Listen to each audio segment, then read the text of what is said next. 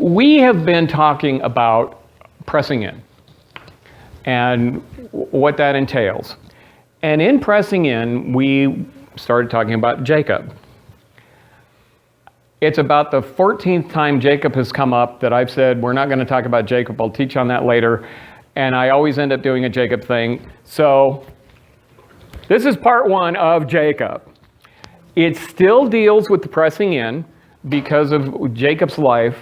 But Jacob is a very interesting character and a very interesting way that God deals with him and he deals with God.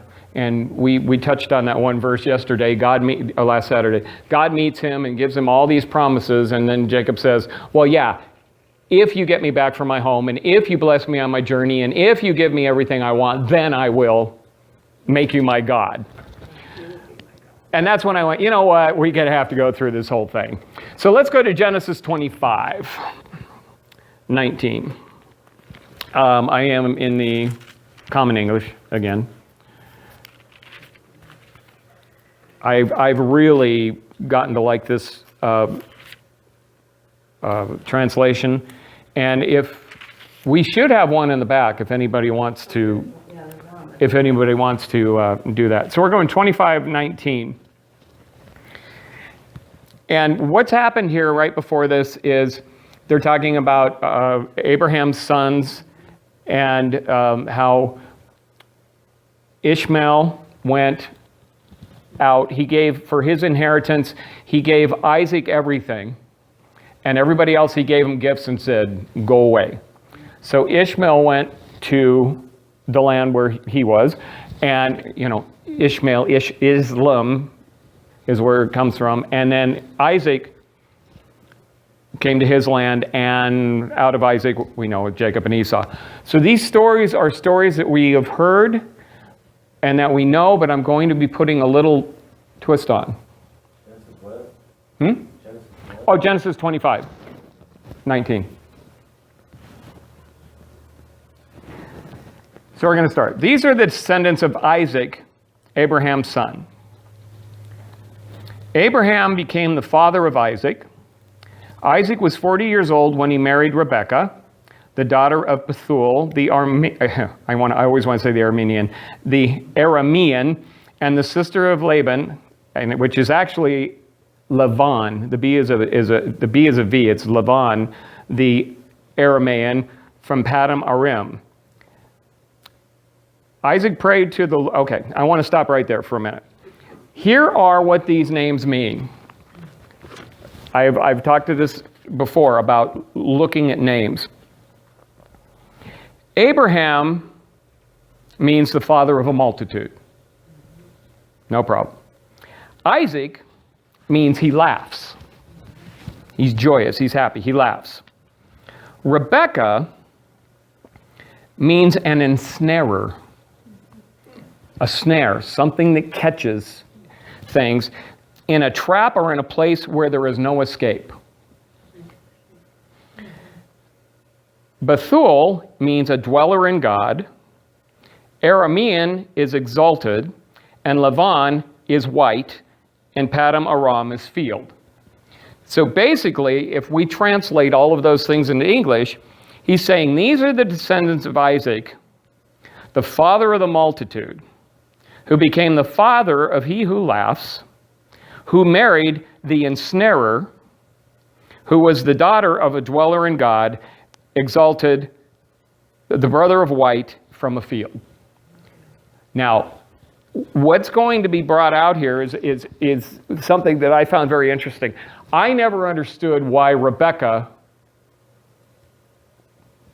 had Jacob become a deceiver. And it's in her name. She's an ensnarer. She's something that traps.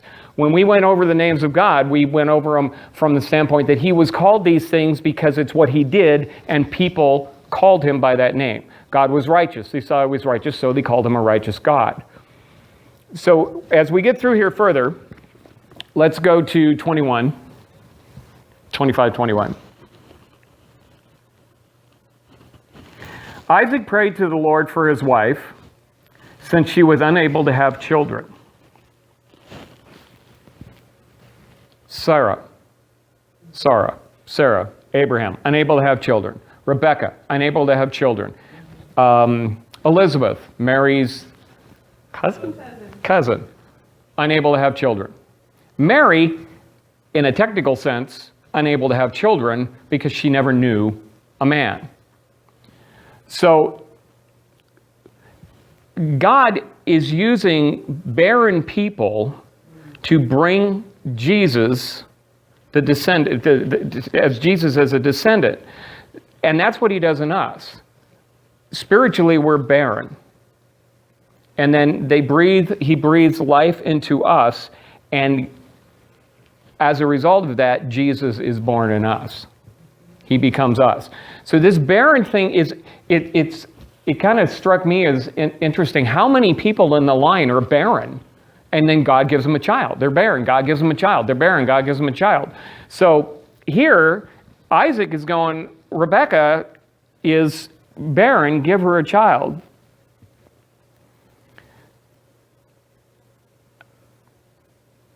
I went halfway through the sentence. Isaac prayed to the Lord for his wife since she was unable to have children.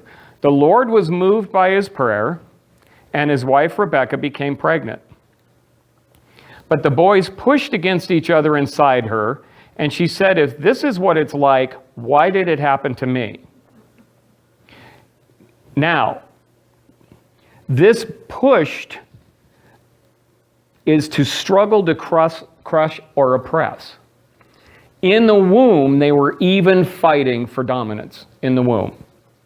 And Rebecca doesn't know it's twins yet. She doesn't know it's twins until they come out. And she says, basically, if this is what pregnancy is like, why did I ever become pregnant? If this is what it's like. I'm still going to kind of bring that to Jesus in us. There's times that we say, if this is what serving God's like, why did I even go there? So let's keep going. Why did it happen to me? So she goes to the Lord and asks, and the Lord says, 2 nations are in your womb. 2 different people will emerge from your body. One people will be stronger than the other, and the older will serve the younger. So one of these will be stronger than the other, and the older will serve the younger. The other time where we see this happening, where the youngest becomes over the family and the head of the house, is Joseph in Egypt. He was the youngest. And he told his brothers, I saw the wheat bow down to me. I saw all these things bow down to me. And they became upset because, who are you? You're the least of us, and we're going to bow to you. And God uses that, sometimes. So what happens here now in 24? When she reached the end of her pregnancy, she discovered that she had twins. That's what he said. She didn't know she had twins until they came out. The first came out red all over, clothed with hair, and she named him Esau. Esau means red and hairy, red. I can't remember what translation it was. It says, like he had a fur coat on. That's how hairy this baby was when it was born. It had a fur coat, and it was red. It was a ginger. So she named him Esau. Immediately afterward, his brother came out gripping Esau's heel, and she named him Jacob. Jacob is really close to Rebekah's name, the ensnarer. Jacob means heel grabber, heel holder, but it's also used for like a root in the ground that trips you when you're walking. It just catches you and trips you. That's what that means. So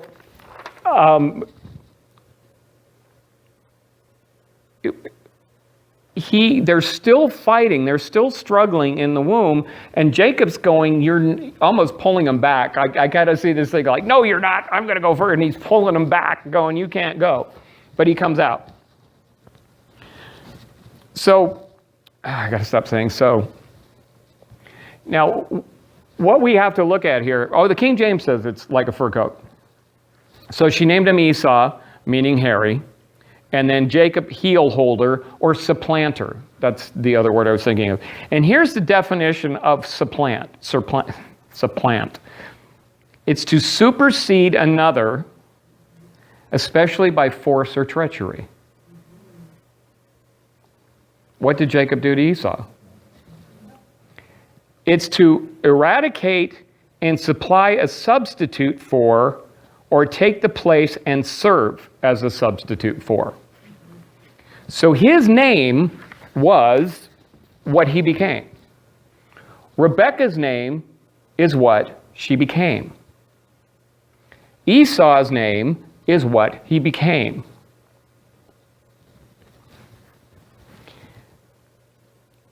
So let's keep going here with Jacob acquires the son's rights. Now let's wait on that. Proverbs, we don't have to go to Proverbs. Proverbs says, as a man thinks in his heart, so is he.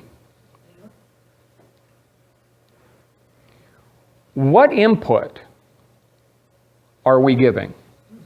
What input are we putting, not just in our brains, in our minds, but what input are we putting in other people's minds? So when you start saying, hey, ensnarer, come over here. Or, hey, tripper. That's almost kind of a neat nickname. Tripper, come over here. You're enforcing what these people will become. In Romans 12:1, if we go there really quick, we can keep our finger in Genesis. And in Romans 12:1, actually verse 1, 12:1. This is talking about being a living sacrifice, but it says, brothers and sisters, because of God's mercies, I encourage you to present your bodies as a living sacrifice that is holy and pleasing to God. This is your appropriate priestly service. Don't conform to the patterns of this world, but be transformed by the renewing of your minds so that you can figure out what God's will is. Because of the grace that God gave me, I can say to each one of you, don't think of yourself more highly than you ought think. Instead, be reasonable, since God has measured out a portion of faith to each of you. This is the other end, but what it's saying is as we think, as we hear, we become something. And he's saying here, don't think more highly of yourself than you are. But so it's the opposite end of that constantly being told that you're bad. I mean, we all know people, if it hasn't happened in our own life, constantly being told what a piece of stuff we are. Constantly being told we're no good. Constantly being told what you did that wrong.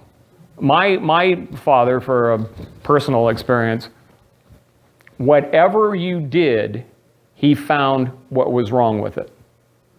That's carried over in my life, and I apologize to my wife with that, but that's carried over in my life. I've always said I could build this is back before there were computers, I could build the biggest, best computer in the world, and my dad would say, why is it green? That's the input I had in my head. That's the input I had to overcome. Robert C. Jameson, who no one's heard of, he's a family therapist. And what he says is our words create action. Our words can create intimacy or separation. With our words, we can motivate ourselves or others to do things we never thought we could do.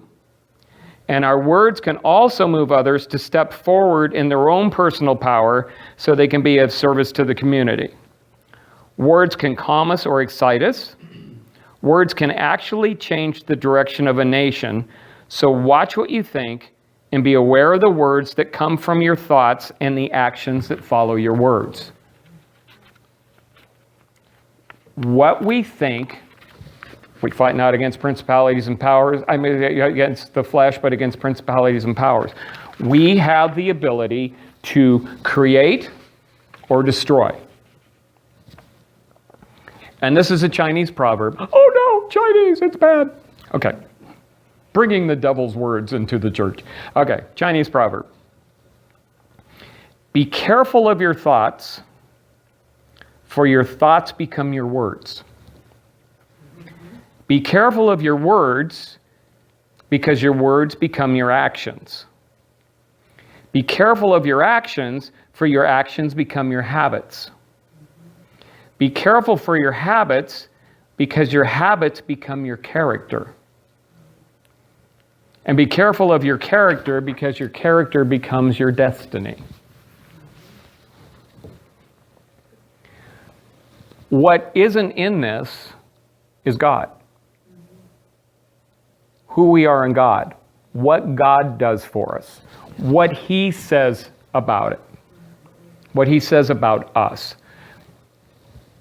But there is, from the beginning, from the time we were born, there has been this input in our lives that we can believe or we can start to change through God's help. Proverbs 4.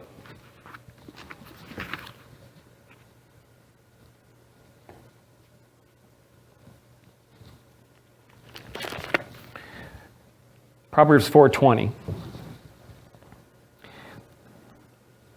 Most of these little scriptures I'm pulling out here are parts of other phrases. Like that one about don't think more highly of yourself was actually going to go into there's many parts in the body in the church, and don't be an eye when you're actually a hand, and don't be a this when you're actually that. And this is going to pull this out also in Proverbs in a different way. Proverbs 4:20.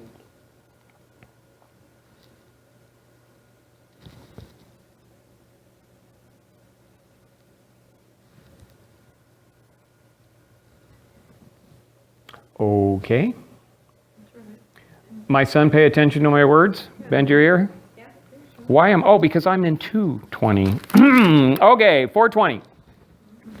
It actually is titled, Be Careful About What You Say. My son, pay attention to my words. Bend your ear to my speech. Listen to me. Listen to me. Don't let them slip from your sight. Guard them in your mind. They are life to those who find them and healing for the entire body. More than anything you guard, protect your mind, for life flows from it.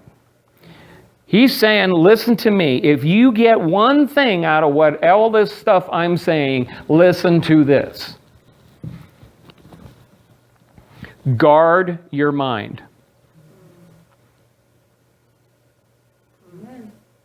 They are life to those that find them in healing. More than anything you guard, protect your mind, for life flows from it. Have nothing to do with a corrupt mouth. Keep devious lips far from you. Focus your eyes straight ahead. Keep your gaze on what is in front of you. Watch your feet on the way, and all of your paths will be secure. Don't deviate a bit to the right or to the left. Turn your feet away from evil. In this, he's saying, very obviously, listen to your input. Be careful what's going into your brain. I'm not saying don't listen to rock music. I'm not saying don't watch movies. I'm not saying only read the Bible, only hear Christian music, I'm not saying that. If those things start to drag us off our path, then we better pay attention to it. But he says here, watch your path. Rebecca means ensnarer. Jacob means a branch that'll trip you as you walk. He's saying the same thing. Watch your path. Don't get concerned with looking all around us at all the things that are going on. Watch your path. And that's both negative and positive, because those things going around us could be the negative things, and we need to stay on the positive path. So don't deviate. Don't look left or right. Now, I have had a problem with this. This is going to be my kind of little confession time. Actually, let's do Jacob first, and then we'll go to that. Yeah, keep you in suspense. Let's go to Genesis 27. I'm sorry, Genesis 25, 27. No, it's going to come out better here, trust me. Back to Genesis 25, 27. Again, we all know the story. When the young men grew up, Esau became an outdoorsman who knew how to hunt. And Jacob became a quiet man who stayed at home. Isaac loved Esau because he enjoyed eating game. But Rebekah loved Jacob. Typical fight of who mom loves me best kind of a thing. He was home. He was always with Rebekah. He was helping her. He was doing these things. I'm not going to say he was a mama's boy. I don't think it was to that extent. But he was there, helping her. Constant communication, constant companionship with his mother. And Esau would go out away, and he'd hunt, and he loved... I like steak over veggies. I'll take a deer over a potato anytime. So he loved that food. Once, when Jacob was boiling stew, it was a red lentil soup. Esau came in from the field hungry and said to Jacob, "I'm starving, let me devour some of that red stuff." That is why Esau's name is also Edom. Edom means red. So again, a name is put on someone by an action that they did. Now, Jacob says, I'll get through this. Jacob says, "Sell me your birthright today." Esau said, "Since I'm going to die anyway, what good is my birthright to me?" Esau walked in from the field. They didn't find him a half mile away and carried him in on a pallet and laid him down, and Esau says, "I'm going to die if I don't get something to eat." He walked in after being tired and hungry, maybe a couple days. Obviously not good hunting that time. He walks in. And Jacob says, "Sell me your birthright." And he goes, "Well, I'm going to die anyway." No, he's not. He could have gone another however long. Anyway, so it's not this dire, I'm dying, give me your birthright, you're dying. He's hungry. And Jacob says, Esau says, "I'm going to die anyway. What good is my birthright to me?" Jacob says, "Give me your word today." And he did. He sold his birthright to Jacob. So Jacob gave Esau bread and lentil stew. Esau ate, drank, got up, and left, showing just how little he thought of his birthright.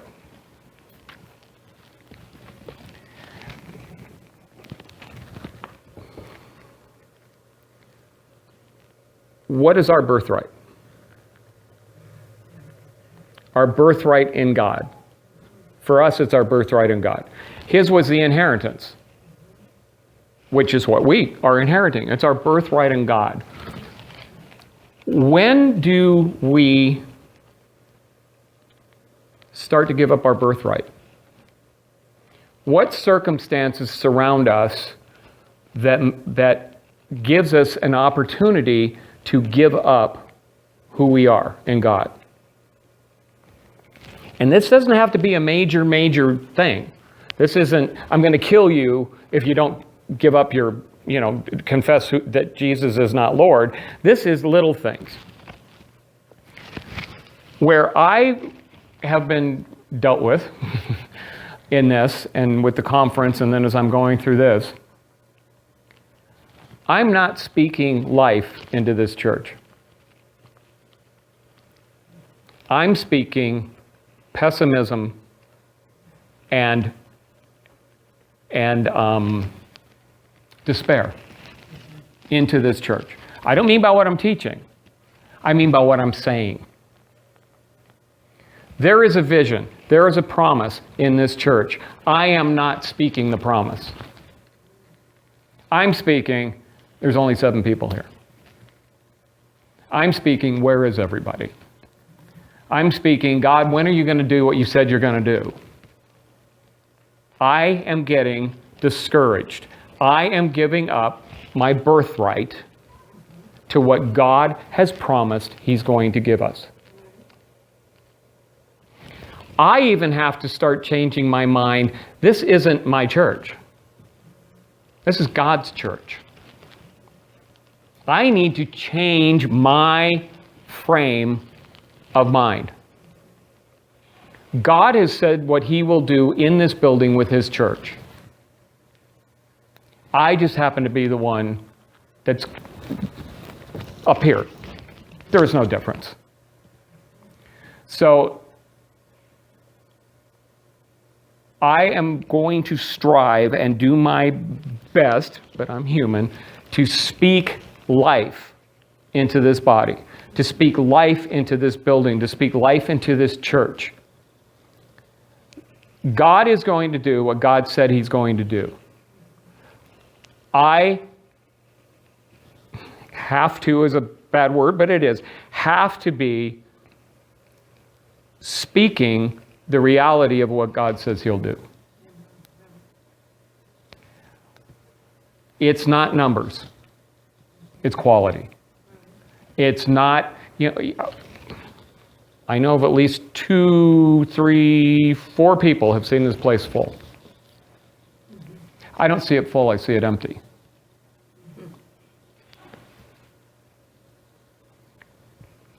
Sorry. It's a change that I have to speak. When, we've started praying for the church, and I'm praying that God will touch the hearts of the people that need to be in this church, that need to be in this body, need to be in God's body in here.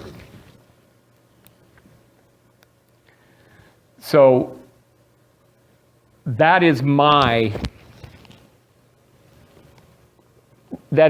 selling my birthright, not the whole thing, you know what I'm saying. That's me selling who I am in God by not seeing God's view, seeing mine. And I'm speaking death into this church. And I apologize for that. I really do. Thanks. I really do. I really apologize for that it's getting me down, that I'm not... Anyway, I'm giving up my inheritance, and I'm going to take it back. I'm going to take my inheritance back.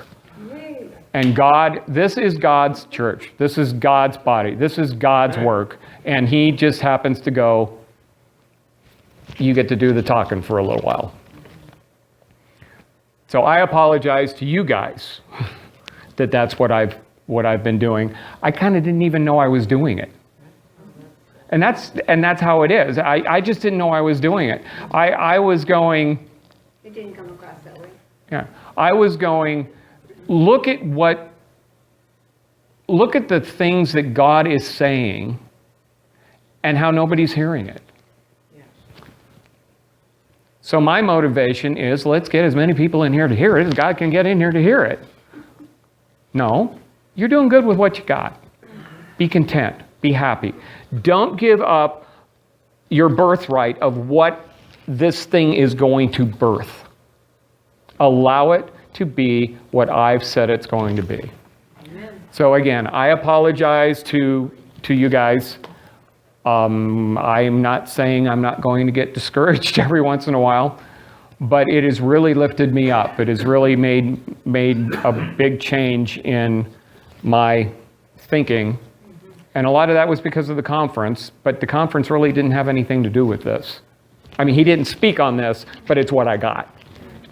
So that's going to be it for tonight with the birthright and Jacob. And then next week we'll get further down the line in the blessings and what the blessings are and what the blessings mean. And we're just going to continue this little journey with Jacob as he goes on down the road of putting qualifications on God.